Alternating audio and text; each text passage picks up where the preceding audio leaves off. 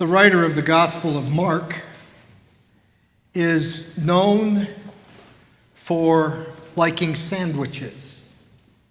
Now, we don't really know what kind of sandwiches he liked, but he likes to split a story up and insert one in the middle. 2 weeks ago, we read the scripture where Jesus was sending his disciples out 2 by 2 to do ministry. And that would have been the bottom piece of bread. Then, last week, we had the story of the beheading of John the Baptist. Now, I'm not sure that I want that in the middle of my sandwich, but Mark did. And this morning's reading then is the top piece that finishes off that story that began 2 weeks ago. From Mark chapter 6, verses 30 to 34, and then 53 to 56. The apostles gathered around Jesus and told him all that they had done. He said to them, "Come away to a deserted place all by yourselves and rest a while, for many were coming and going, and they had no leisure even to eat."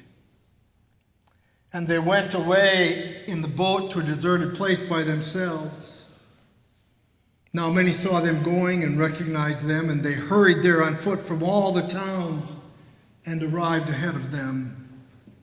And as he went ashore, he saw a great crowd, and he had compassion upon them, because they were like sheep without a shepherd.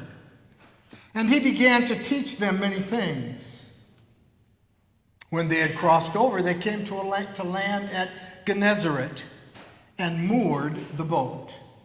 When they got out of the boat, people at once recognized him and rushed about the whole region and began to bring the sick, and wherever he was and wherever he went, into villages or cities or farms, they laid the sick in the marketplaces and begged him that they might touch even the fringe of his cloak, and all who touched it were healed.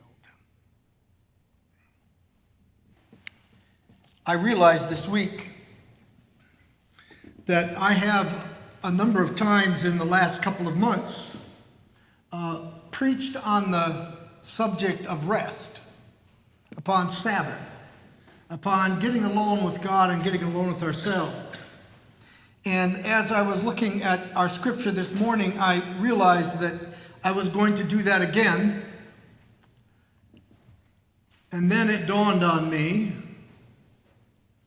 that what you really are going to do this morning is you're going to hear me telling myself what I need to hear. Rattling around in my own brain and in my own heart, the things that I need. And if perhaps it touches you, then God is here with us. I don't know if life today is really more hectic, fast-paced, and jam-packed than ever before, but it sure seems that way. Families are frazzled, running to practices, games, recitals, concerts, school, church, work, and the family's list goes on and on. Retirees are just as busy, caring for grandkids, volunteering, traveling, providing taxi service, going to appointments, and their list goes on and on. There aren't enough hours in the day, nor days in the week. Many of us have given up trying to catch up. It's really our own fault, isn't it?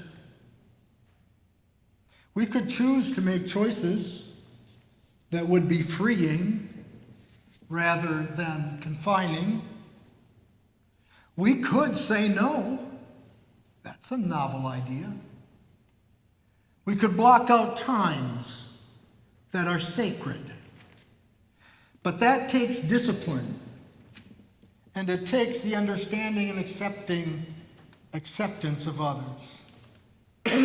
That was Jesus' problem. getting the cooperation of others. He knew his disciples needed rest, and he wanted to catch up with them.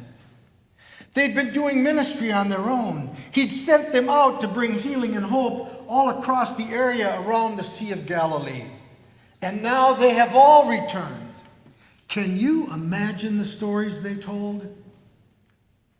Jesus wanted to recharge and to help them unpack their experiences. But it wasn't to be. Wherever he went, they were surrounded. The news of their success and Jesus' popularity traveled faster than their boat on the sea. People were waiting at every port, and Jesus couldn't ignore the human suffering everywhere he looked. He had compassionate eyes. The crush of life is often overwhelming. And I don't know about you, but the greater the crush, the less compassionate my eyes become. Stressed? Yes. Anxious? Yes. Angry? Sometimes. But compassionate?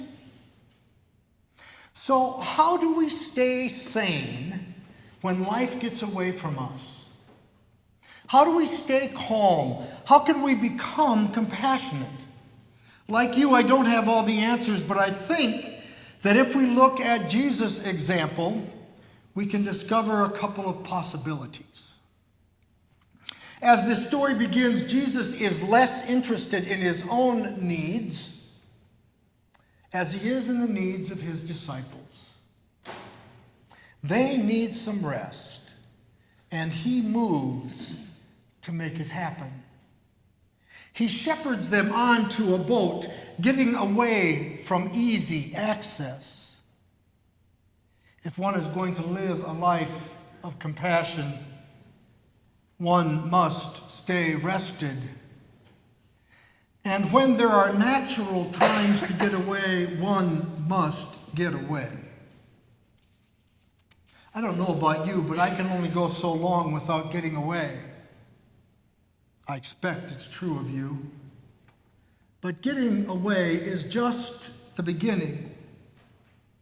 We need to get away long enough and far enough away to get past the decompression and live into the relaxation. We need a little time to wind down before we can rest. I think that's why Jesus set sail across the sea. There was no way they would get rest staying home. Their only hope was to get away. But sometimes when we get away, we are confronted with the very thing we are seeking to put behind us. Jesus and his disciples are face to face with the exact situation they were seeking to avoid. But rather than responding with anger and sarcasm, Jesus responds with compassion. And that sets the tone for his disciples. They see that he sees a need and responds. So when they see a need, they respond too. They don't complain, they don't mope, they get to work. Not for themselves,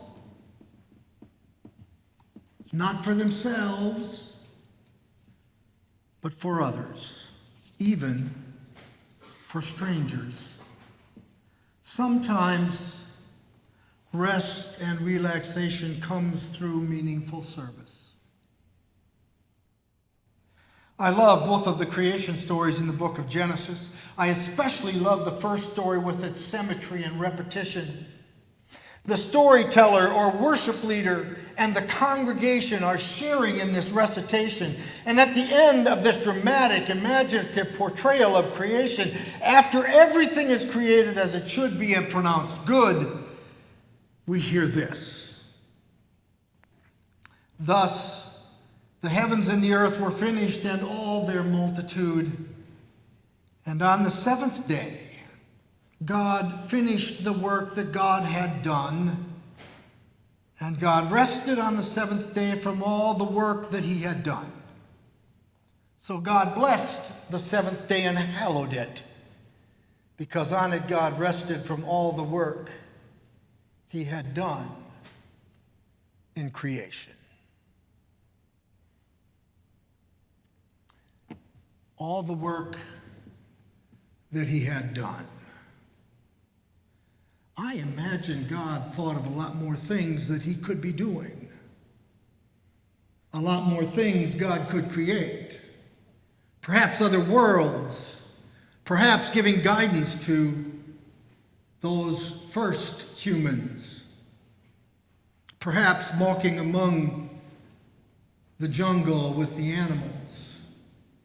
But God stops and gives rest, not for what he has yet to do, but for rest for what he had done.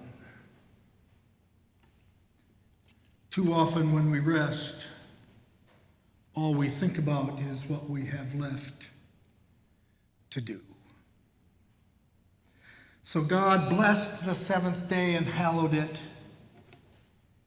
Hallowed it. Made it sacred. Blessed it. Rested on it. Have you ever thought about the sacredness of rest? Have you ever thought that catching up, resting, is holy?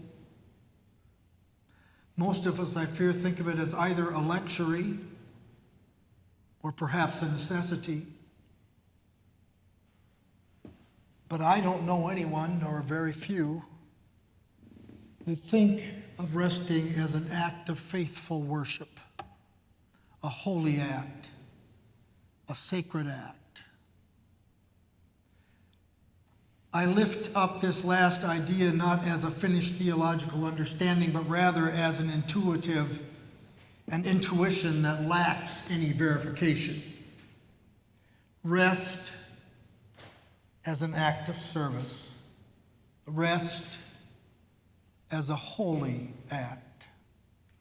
Perhaps if we were to see catching up as service itself, we would be more inclined to include rest in our daily or at least our weekly routine. But can resting actually be service to others? Each of us rests in different ways, and that's good. But to claim that doing things we like and enjoy as rest, we are simply fooling ourselves. Yes, Bill? Hiding behind over there. It is restful being out in a lake casting for smallmouth bass. But is it rest? Do our minds let go and our bodies slow down? Or do we get more and more anxious every cast that we make with no fish coming back into the boat? To rest is not to replace one set of anxieties with another set of anxieties. It is to be quiet, to allow ourselves to look at the past day or week with compassionate eyes. No judgment, no second guessing, simply counting our blessings and giving thanks for the abundance that is all around us. Most of us can't rest because we believe in the hidden but evil power of scarcity. There's never enough time. There's never enough money. There are never enough people. If I could just get one more day, if I could practice that song one more time, if I had 15 more minutes to finish this sermon. We live in a life of scarcity, and God invites us into a creation of abundance. A creation where even God can rest. Perhaps I have conflated two unrelated points this morning. Catching up, resting, and living with compassion. Mark tells us that Jesus saw a need to get away, but he also tells us that Jesus views his life through compassionate eyes. And when the two come together, as they do in this little innocuous story, love breaks out all over the region, at every port of call, in every city, in everywhere.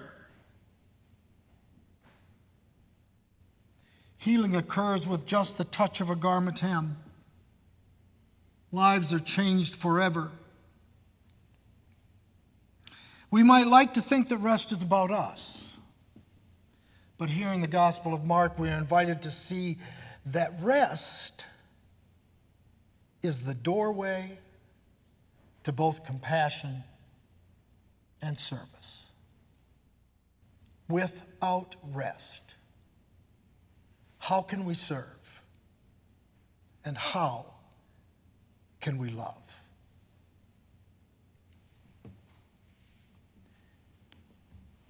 And here is where I got out the sledgehammer. In the end, I think rest is about trust.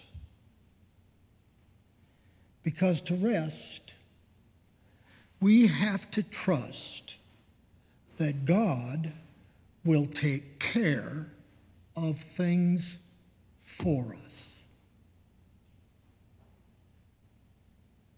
We have to trust that God will take care of things for us. We have to trust that if we take a day off, the world will not stop turning on its axis.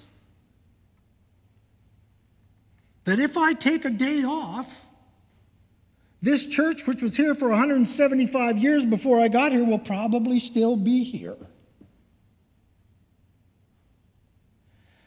We have to trust that God will take care of things for us. We have to let go of our need for control. Bang, bang. Our need to produce. Our need to get things done. Our need to get it all done. In the end, I think rest is about trust. Because to rest, we have to trust that God will take care of things.